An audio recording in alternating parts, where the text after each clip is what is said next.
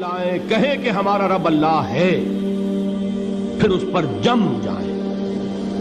ان پر فرشتوں کا نزول ہوتا ہے، نہ کوئی غم کرو نہ خوف، خوشیاں مناؤ جنت کی جس کا تم سے وعدہ کیا گیا تھا۔ اللہ کی ربوبیت پر اطمینان جب انسان کو ہو جاتا، میرا رب اللہ ہے، ربی اللہ، انسان کے لیے نہ کوئی کھٹکا، نہ کوئی خطرہ، نہ کوئی خوف، نہ کوئی حزن۔ جو کچھ ہو رہا ہے کس کے اذن سے ہو رہا ہے؟ اللہ کے اذن سے۔ اللہ کے اذن کے بغیر پتہ تک نہیں ہلتا۔ یہ کوئی اندھا بہرا مادہ نہیں ہے جس سے مجھے کوئی خوف ہو۔ اندھا بھینسا چلا آ رہا ہو اس سے تو ڈرنے کا ہر انسان کو ڈرنا چاہیے، نہ معلوم کس کو ٹکر مار دے۔ لیکن نہیں، اس کائنات کو چلانے والا ایک سمیع و بصیر خدا ہے۔ وہ جو میرا دوست ہے، میرا ولی ہے۔ اللہ ولی الذین آمنوا یخرجہم من الظلمات الی النور۔ اللہ اہل ایمان کا ولی ہے، ساتھی ہے، پشت پناہ ہے، مددگار ہے، حمایتی ہے۔ بتائیے جسے یقین ہو جائے کہ اللہ میرا مددگار، اللہ میرا محافظ، اللہ میرا پشت پناہ، اللہ میرا حمایتی، اس کے لیے کوئی خوف ہوگا؟ اس سے کوئی ڈر ہوگا؟ میں مثال دیا کرتا ہوں ایک بہت سادہ، پنجاب کے دیہات کی۔ تو بڑا چودھری ہے اور کوئی غریب کسان ہے۔ اس غریب کسان کے جانوروں کو ہر وقت اندیشہ ہوگا چوری کا، کوئی میری بھینس کھول کر نہ لے جائے، کوئی میرا بیل کھول کر نہ لے جائے۔ لیکن جس کے بارے میں یہ سب کو معلوم ہو کہ وہ جو بڑا چودھری ہے وہ اس کا دوست ہے، اس کی بچیا کو کوئی خوف ہوگا؟ اس کی بھینس پر کوئی ہاتھ ڈالے گا؟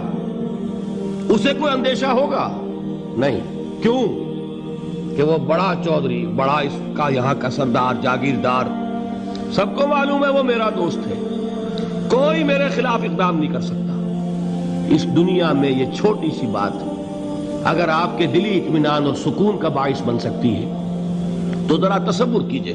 میں لفظ تصور استعمال کروں گا صرف اس لیے کہ اس کا ہم جس کو کہتے ہیں ادراک اور شعور کر نہیں سکتے، اگر کے ساتھ کر سکتے۔ اگر یقین ہو کہ اللہ میرا مددگار اور یقین ہو کہ اللہ ہر آن میرے ساتھ ہے، پھر کوئی خوف، کس کا خوف؟ کوئی شے اللہ سے بالا تر ہے؟ کوئی قوت اس سے زیادہ طاقتور ہے؟ کوئی اس کے ارادے کو بدلنے والا ہے؟ کوئی اس کی مشیت کے آڑے آنے والا ہے؟ یہی بات ہے جو حضور نے فرمائی۔ یہ ایمان کا حاصل ہے لب لباب، کہ دیکھو اچھی طرح اس بات کو ذہن نشین کر لو، اگر تمام انسان مل کر تمہیں کوئی نقصان پہنچانا چاہے نہیں پہنچا سکتے، مگر جو کچھ اللہ نے لکھ دیا ہو، اور تمام انسان مل کر تمہیں کوئی نفع پہنچانا چاہے نہیں پہنچا سکتے، مگر وہ شے جو اللہ نے طے کر دی۔ آپ پھر میں کہوں گا ذرا طاری کیجئے، اسے فرض کیجئے، اسے سوچئے۔ اگر اس حدیث پر ہمارا دل ٹھکا ہوا ہو تو کسی سے ڈر ہوگا؟ یہ مجھے نقصان نہ پہنچا دے، یہ میری رپورٹ خراب نہ کر دے، یہ میری انکریمنٹ نہ رکوا دے، یہ میرا یہ نہ بگاڑ دے، یہ میرے یہ نقصان نہ پہنچا دے۔ اس کا ڈر، اس کا ڈر، اس کا خوف، اس کی خوشامد، اس کے لیے جا کر طرح طرح سے اپنی عزت نفس کو ذلیل کروانا اس کے سامنے، یہ سب کچھ کیوں کرتا ہے انسان؟ جب سمجھتا ہے کہ اس کے ہاتھ میں میرا کوئی نفع ہے، اس کے ہاتھ میں میرے لیے کوئی ضرر ہے، یہ مجھے کوئی غضب پہنچا سکتا ہے، یہ مجھے کوئی نقصان پہنچا سکتا ہے، یہ میرا کوئی کام بنا سکتا ہے، یہ میری کوئی ضرورت پوری کر سکتا ہے، اسی کا نام شرک ہے۔ جہاں آپ نے یہ سمجھا کہ غیر اللہ کے اندر کوئی طاقت موجود ہے، وہی شرک ہے۔ بتوں سے تجھ کو امیدیں، خدا سے نومیدی، مجھے بتا تو صحیح اور کافری کیا ہے؟ شرک تو یہ ہے جس پر بھی تمہیں یہ خیال ہے، کلمہ ہے یہ کلمہ سوم، لا حول ولا قوت الا باللہ، ذرا اس پر دل کو کبھی اگر آپ تصور کریں، پھر فرض کریں، دل ٹھک جائے اس پر، کوئی طاقت نہیں۔ یہی بات تھی جو شیخ عبد القادر جیلانی رحمۃ اللہ علیہ نے اپنی وصیت میں اپنے بچے سے کہی. 11ویں دینے والے ہیں، لیکن حضرت شیخ عبد القادر جیلانی کی وصیت اور تعلیمات کو کتنے لوگ ہیں جو جانتے ہو؟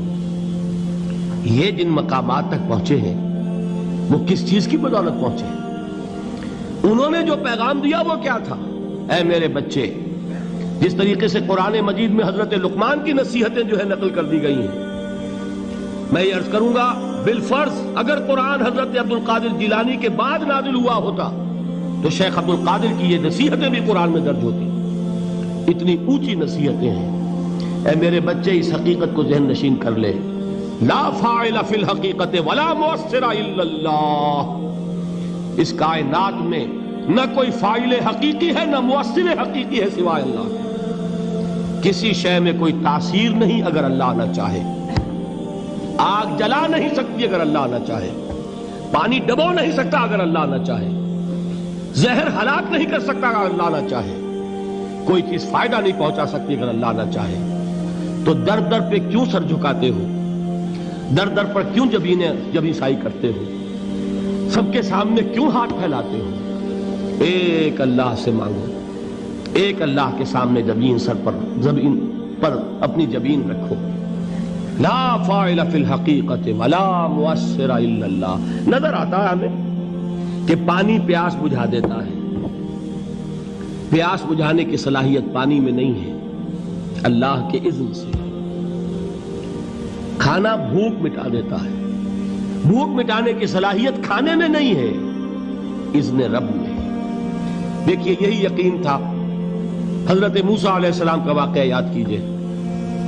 سامنے سمندر آ گیا ہے، قوم دیکھتی ہے پیچھے کہ گرد و غبار کا طوفان ہے. معلوم ہوا کہ فرعون اپنے لشکر سمیت آ گیا ہے. لشکر جب چلتا تھا تیز رفتاری کے ساتھ تو گرد و غبار کا جو طوفان اٹھتا تھا اس کا تصور کیجئے. اور لمحہ بلمحہ وہ قریب آ رہا ہے. پوری قوم نے کیا کہا؟ اے موسیٰ انا لمدرکون، اے موسیٰ ہم کو پکڑے گئے. قرآن مجید نے تو یہاں وہ باتیں نہیں لکھی ہیں، لیکن تورات میں یہ درج ہے کہ بنی اسرائیل جھگڑنے لگے، دست و گریبان ہو گئے موسیٰ کے ساتھ. موسیٰ ہمیں یہاں مروایا لا کر، اس سے تو ہم ہی بہتر تھے. وہاں کھانے کو ملتا تھا، زندگی تو تھی، بیگار ہم کر رہے تھے، موت تو نہیں تھی. اب جو کچھ ہوگا اس کا تصور کرو، جس طریقے سے ہمارے ٹکڑے اڑائے جائیں گے. تو لڑ رہے ہیں حضرت موسیٰ علیہ السلام سے. یہ تورات کی تفصیل ہے. قرآن میں صرف اتنا آیا ہے، پریشان ہو کر انہوں نے کہا انا لمدرکون، موسیٰ ہم تو پکڑے گئے. اس وقت موسیٰ کا جواب کیا ہے؟ کلا ان معی ربی سیہدین. نہیں، میرے ساتھ میرا رب ہے، وہ راستہ دے گا. بتائیے کہاں راستہ نظر آ رہا ہے؟ یہ ہے ایمان بالغیب. راستہ نظر نہ آئے تب اللہ پر یقین ایمان ہے. جیب میں پیسے ہوں اور تب دل کو اطمینان ہے تو ایمان کس پر ہوا؟ پیسے پر، اللہ پر نہیں. جب وسائل و ذرائع نہ ہو اور پھر یقین ہو کہ اللہ مسبب الاسباب ہے، وہ اسباب کا پابند نہیں ہے، وہ اسباب کا محتاج نہیں ہے، اسباب اس کے محتاج ہیں. اگر یہ یقین ہے تو اللہ پر ایمان ہے. یہ نہیں ہے تو تمہارا ایمان اسباب پر ہے، وسائل پر ہے، ذرائع پر ہے، مادیات پر ہے، اللہ پر نہیں. اس وقت کہاں راستہ تھا؟ کوئی راستہ تھا؟ سمندر ہے اور ادھر سے لشکر آ گیا ہے.